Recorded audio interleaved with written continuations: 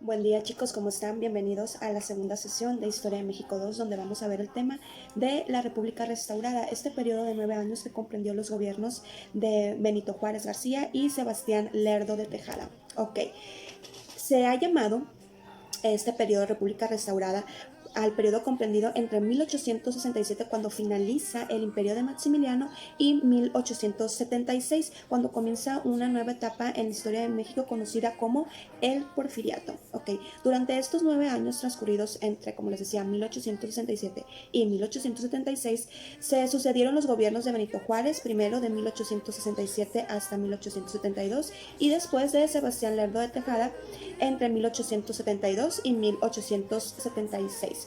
Y estos gobiernos pues tenían características bastante similares. Ambos presidentes pues eran civiles y decidieron, al igual que Porfirio Díaz, buscaban la modernización del país, es decir, llevar a México a un desarrollo capitalista, ¿okay? Cambiar ese modo de producción al capitalismo. Primero Juárez y luego Lerdo de Tejada fueron los restauradores del gobierno republicano, es decir, de la república. En 1867 pues parecía que ya sin tropiezos, sin ningún problema, todo fluía bien. El liberalismo mexicano pues sería ya una realidad, ya lo podíamos experimentar, al menos en lo que se refiere en la forma republicana de gobierno. Durante el gobierno de Juárez se promulgaron las leyes de reforma que separaban a la iglesia del Estado, que eso sí fue fundamental. En el, Tras el triunfo pues, de los liberales sobre el imperio de Maximiliano, significaba también una gran derrota para los conservadores. Se restauraba una república federal y se consolidaba el poder de los liberales de nuevo. Poco tiempo después de que se reinstaló el gobierno en la capital, Juárez pues, se dispuso a poner en orden los asuntos tanto administrativos, reorganizar también proyectos del programa liberal, del que las circunstancias pues, habían impedido llevar a la práctica, como una nueva constitución también. En el aspecto político, ¿qué se cambió durante el gobierno de Juárez? Bueno, el gobierno se propuso aplicar, ahora sí, la Constitución de 1857, convocó a elecciones, pues desde 1865 Juárez ejercía este cargo de presidente pues sin haber sido elegido constitucionalmente, sin haber existido algún tipo de votación, nada más como que ahí lo ponían, ¿no?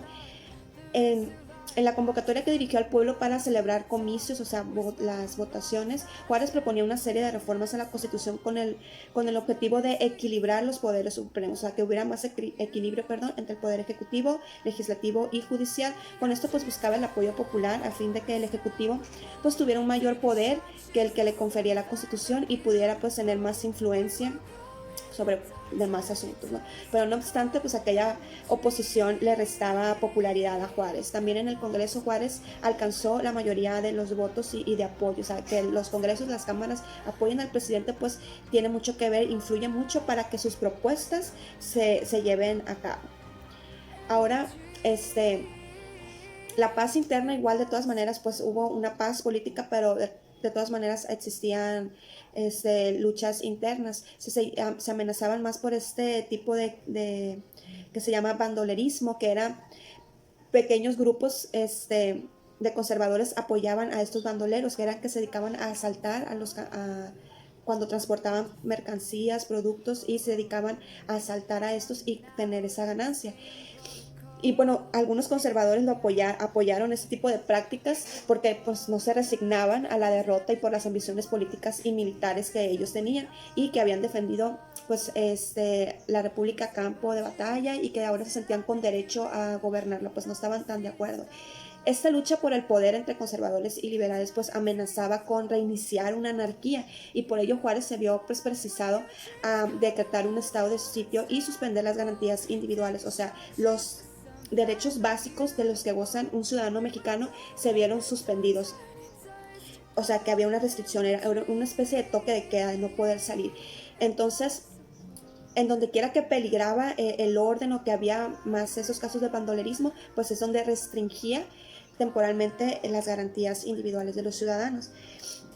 Entonces, estas decisiones el Congreso no las consideró constitucionales. O sea, ¿cómo vas a suspender las garantías y los derechos de los ciudadanos? Entonces, el gobierno, el Congreso no lo consideró una práctica anticonstitucional. La realidad social, pues, que sí se vivía, pues era diferente, y de todas maneras había como que algunos tropiezos, pues, para poder cumplir los ideales democráticos que Juárez tenía. También dentro del aspecto político podemos mencionar que para reafirmar el carácter civilista, o sea, que no fuera un gobierno militar, ni imperial, ni nada, sacó a miles de soldados de las calles, ¿no? También es como práctica de eso. Bueno, en el aspecto económico del gobierno de Juárez, pues el objetivo primordial del gobierno de Juárez fue atraer el capital extranjero para, pues primero, fomentar la agricultura, aplicar técnicas de cultivo ya muy semejantes a lo que utilizaban en Estados Unidos y en Francia, incorporar también al país, o sea, adelantarlo, incorporarlo a la revolución industrial, teniendo en cuenta el enorme potencial hidráulico, o sea, de los ríos, de los mares que tenemos aquí, aprovechar la riqueza natural que ya tenemos para la industrialización.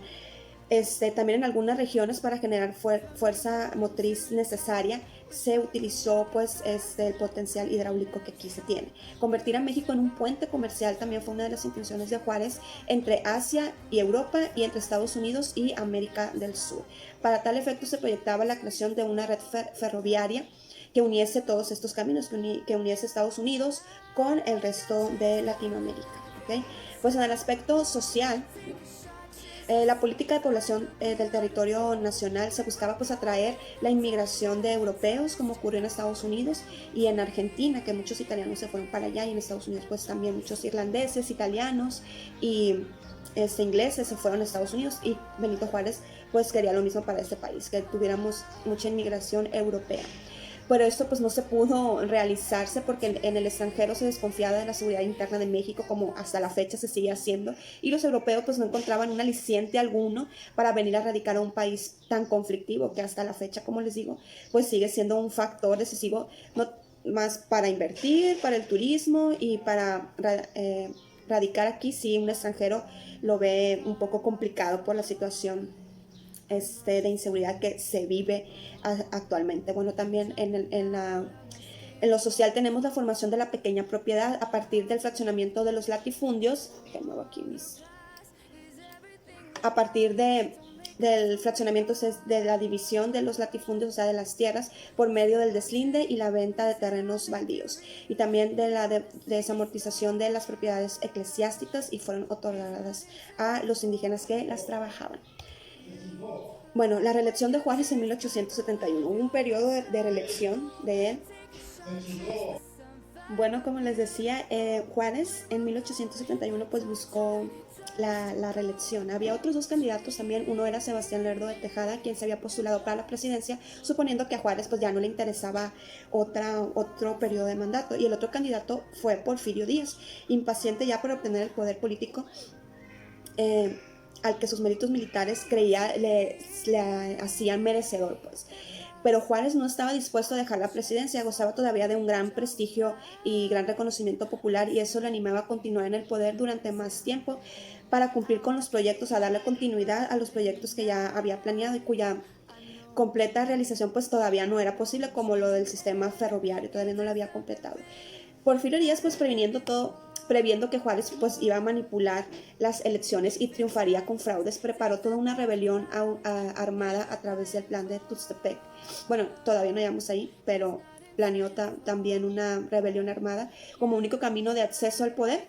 Antes de conocer el resultado de las elecciones que se celebraron en ese entonces, el 25 de junio de 1871, un grupo de porfiristas se sublevó, o sea, se levantó en armas en Tampico y desconoció a Juárez como presidente. Lo mismo hizo Jerónimo Treviño en Monterrey. Sin embargo, el ejército juarista logró dominarlos, y aunque muchos fueron fusilados, los dirigentes, algunos lograron escapar, pues como era de esperarse.